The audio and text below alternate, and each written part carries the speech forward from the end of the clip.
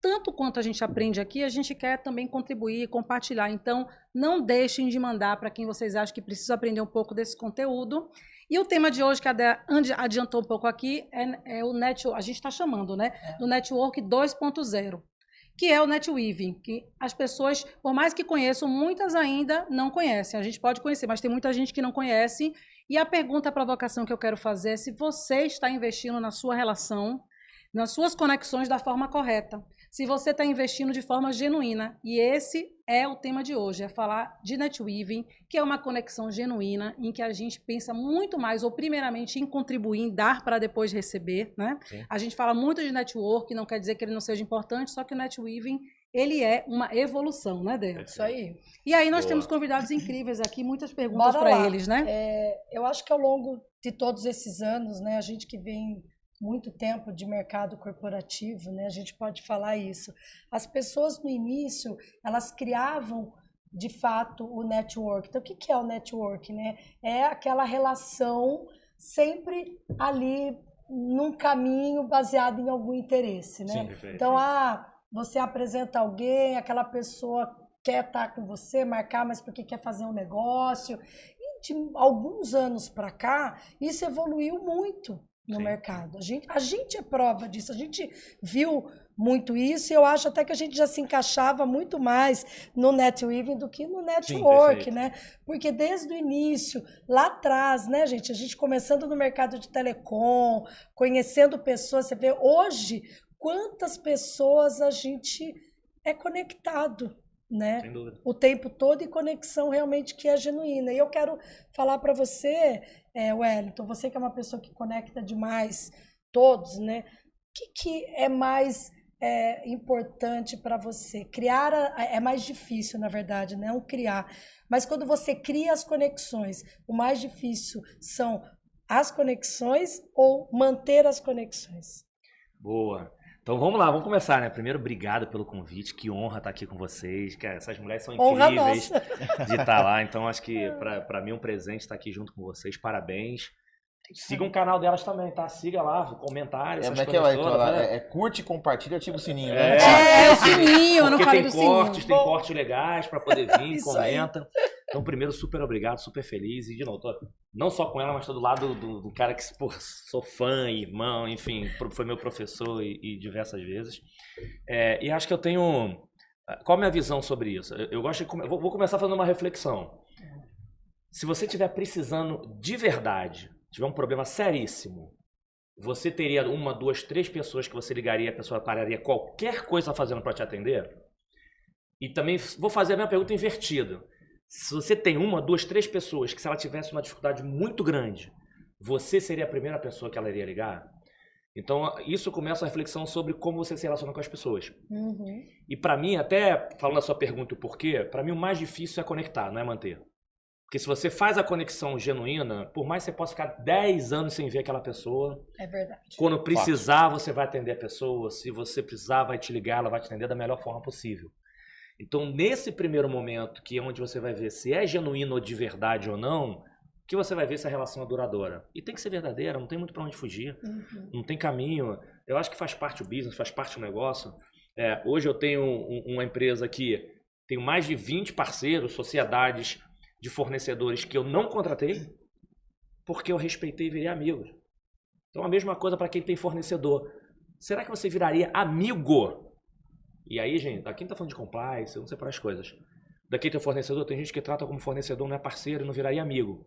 Então a primeira coisa tudo está ligado a como é que você se conecta com as pessoas. Acho que nós que vivemos no mundo de relacionamento, a gente tem a vantagem, né, que for operador, supervisor. A melhor experiência da vida é quando você é supervisor de call center, que são 20, 30 pessoas que fazem exatamente a mesma atividade, ao tempo todo você aprende de pessoas. Então, se você conseguir conectar com a pessoa de verdade, você pode ficar sem vê-la há vários tempos, que você, se precisar, se tiver oportunidade, ela vai lembrar de você. Não, até aproveitar e pegar carona aqui no meu parceiro, irmão Wellington aqui, e agradecer, né, pelo convite, uma alegria, uma honra estar aqui, né, uma troca que todo mundo aprende aqui, né? É verdade. E até foi interessante o tema Network 2.0, um parênteses, porque realmente a gente for pensar 1.0, né, meninas, muito, eu acho que você trouxe, né, Del, o exemplo que 1.0, acho que é aquela coisa mais transacional, né? Perfeito. E a gente fala de um NetWeave, o Net 2.0 como algo relacional. Perfeito. Isso aí. Acho que tem essa diferença bem grande. O transacional é mais raso, né? Você quer fazer um negócio, de repente, foi com a tua empresa, não foi com a do outro, e depois te esqueço e vou com a do... Agora, o relacional, você está criando realmente uma dinâmica que ela não termina, né? E eu concordo com o Edward que acho que o desafio é maior criar conexão, porque ele também é um desafio que começa em você. Porque você tem que se conhecer, você tem que ter propósitos claros, você tem que ter valores muito bem definidos, você tem que saber o que você acredita, para você saber o que você procura.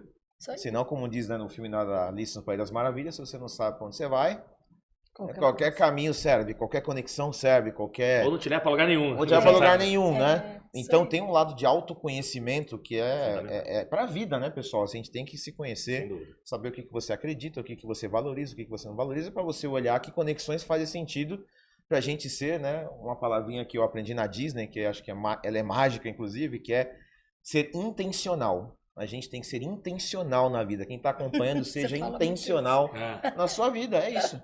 Não, só usa uma outra palavrinha que você gosta de falar também. Do tema de quê? De consistência. Consistência. Se você é assim, você é assim. Não adianta você querer ser assim com uma pessoa e com a outra não é. E à medida que você se conhece bem, você é autêntico. Então você, naturalmente, com a sua autenticidade, você vai criar conexões autênticas. Perfeito. Então é mais desafiador criar conexão que começa em você se conhecer e também você ter esse olhar crítico para o que você quer e procurar essas conexões intencionais que fazem sentido. Para que você esteja disponível genuinamente para isso. E depois, né? se a intencionalidade, a autenticidade existe, a manutenção é muito mais espontânea. É natural. Não tem que ser esforço. Nossa, eu preciso. Tempo. Sei lá, preciso agendar toda semana para falar com o Wellington para manter o network.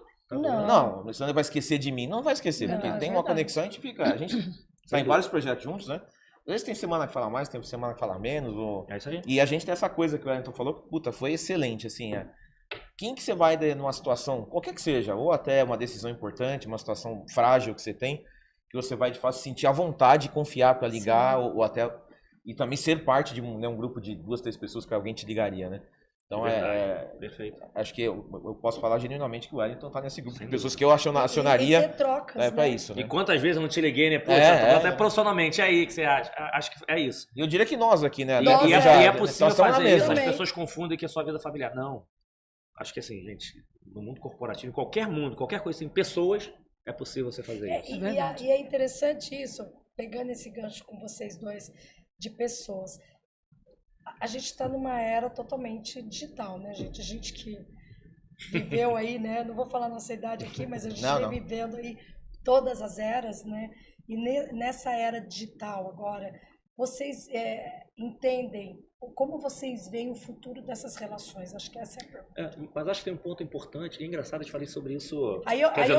eu não estou nem pensando em nós. Estou pensando como que vem a nova geração, né, para esse NetWeave verdadeiro que nem nós criamos. Nós vivemos a primeira parte, onde nada era intencional, não se tinha um propósito, o tempo todo era trabalho, era relacionamento por interesse, sim, de trabalho, né? Sim. Só que a gente evoluiu, né?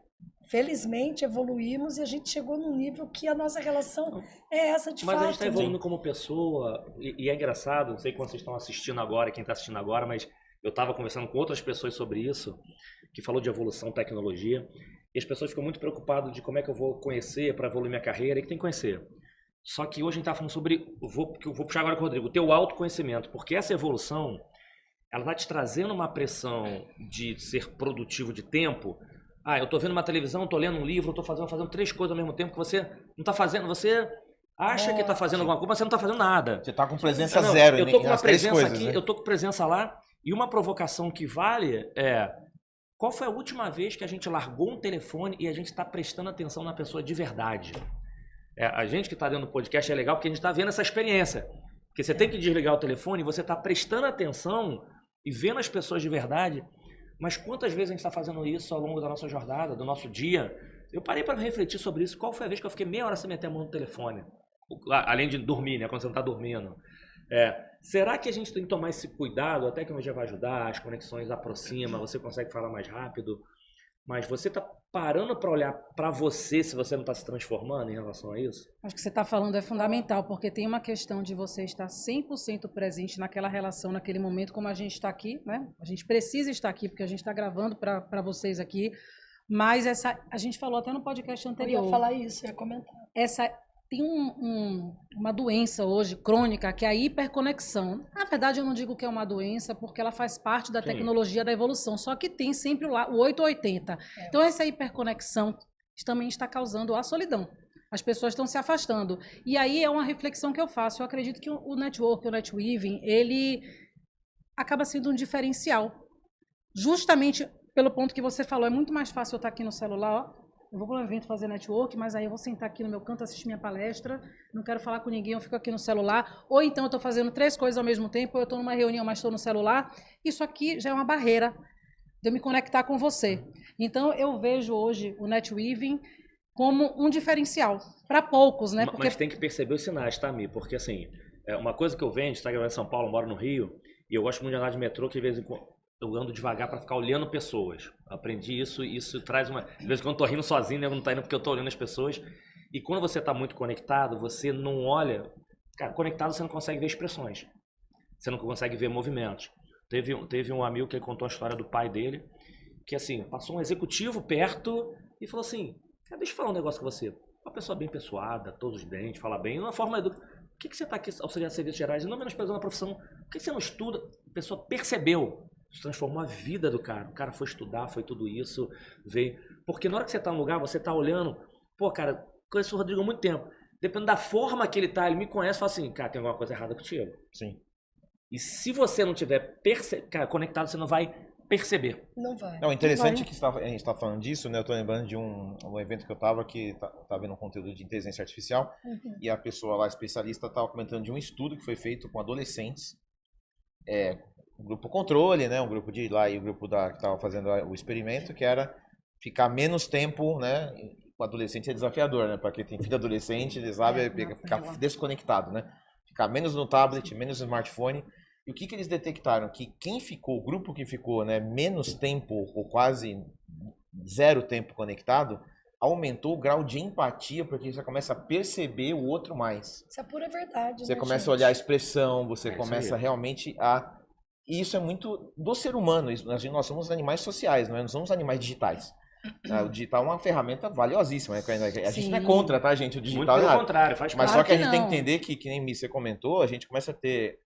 Você disse bem, não é bem uma doença, mas tem alguns distúrbios de comportamento que eles começam, que é natural de qualquer tecnologia nova, é natural de qualquer coisa, que pra mim, tudo isso aqui é novo ainda. Sim. Internet, smartphone, internet, a gente tem 30 anos no Brasil.